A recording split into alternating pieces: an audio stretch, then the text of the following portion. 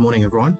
It's 11 o'clock, so we can kick it off. My name is Mbuto, and today I'll be taking you through some of the highlights from our Richemont company update report.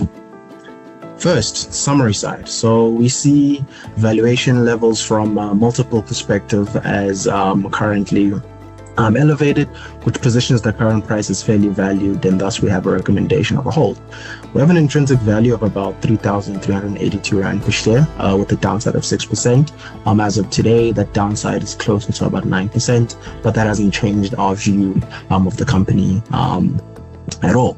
Our recommendation is based on the valuations, as I've mentioned, particularly from a PE and EV/EBIT perspective. So we'll look at a couple of charts for that.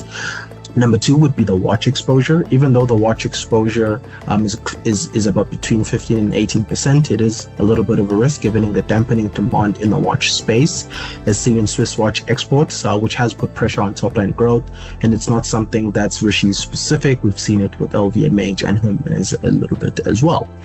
The other one is Japan. So we would have seen in the last few quarters, Japan was a major growth driver, even though it is a small piece of the pie. But what we're seeing now is a normalization of the performance of Japan, where prior the yen's weakness was a main driver through tourist spend in the country, where we saw some Chinese tourists and some tourists around the Asia Pacific area traveling to Japan simply because it is a cheaper region to be in. Then Asia Pacific, it's about 40% of revenue for Rishi's. The demand remains dampened and it's primarily driven by China's economic conditions, as we've all seen.